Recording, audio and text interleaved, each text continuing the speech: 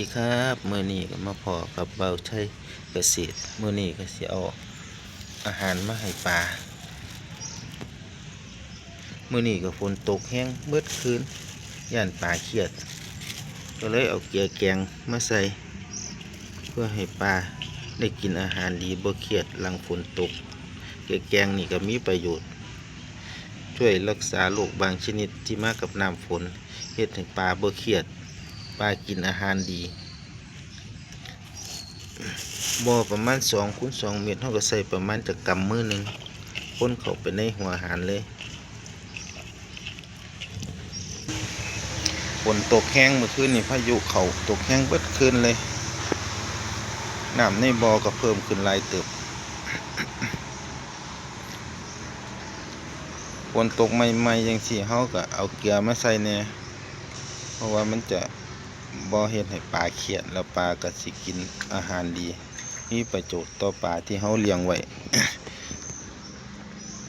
แล้วก็รักษาโรค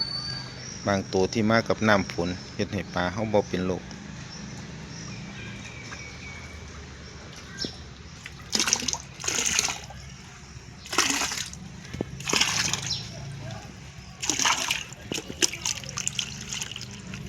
จับลงให้เลย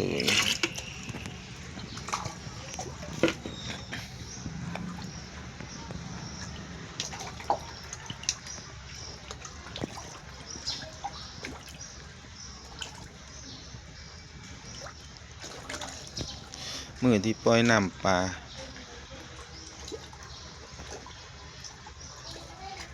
เอาน้ำเข้าในบ่อปลามื้อแรกจากแท่งน้ำเอาน้ำเข้าในบ่อปลาเต็มแล้ววันนี้ก็เลยเอาปลาลงไปปัญหาเกิดก็คือปลาบ่ยอมกินเหยื่ออยู่2 มื้อ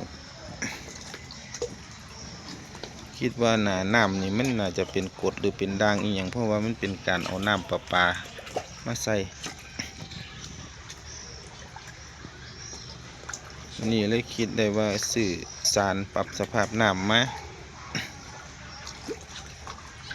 ก็เลยเอามาใส่ส่วนตัวหนึ่งใต้ตอนบ่าย2อาหารที่เทลงไปก็ร้อยเต็มอยู่ปานบ่ยอมกิน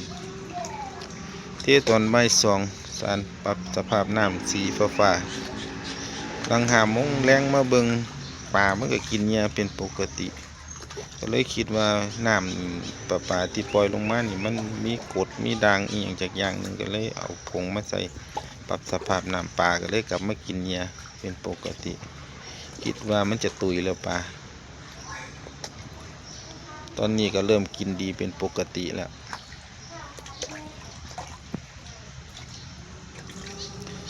ผู้ใดสนใจคลิปการเกษตรคลิปดีๆก็กดซับสไครต์ให้ในเด้อครับ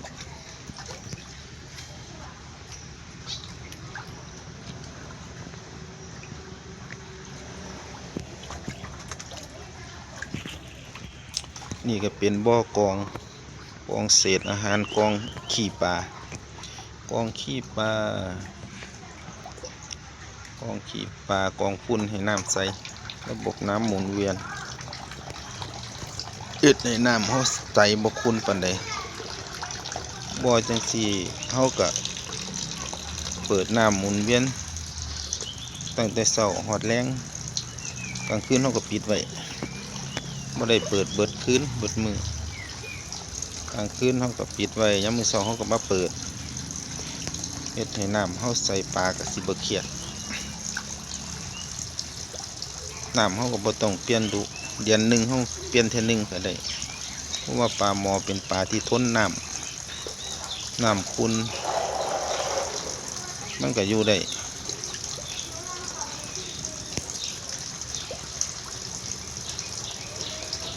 ปันน้ำเขาไม่กินเขาก็ซื้อสารปรับสภาพน้ำผงสีเขียวฟ้ามาใส่บ่อขนาดนี้ก็ซ่อนเพิ่งซ่อนโต๊ะหรือซ่อนโต๊ะหนึ่งก็ได้ เอามาละลายน้ำก็ เทหาดลงไปมันจะเฮ็ดให้น้ำเฮาบ่เน่าบ่เหม็นบ่มีกลิ่นเมื่อสั่นก็เอาจุลินทรีย์สังเคราะห์แสงก็ได้มาใส่จัก2 ช้อนโต๊ะหวานลงไปมันจะเฮ็ดให้น้ำเฮาบ่มีกลิ่นบ่เน่าปลาจะกินอาหารดีเฮ็ดให้น้ำเฮาสะอาด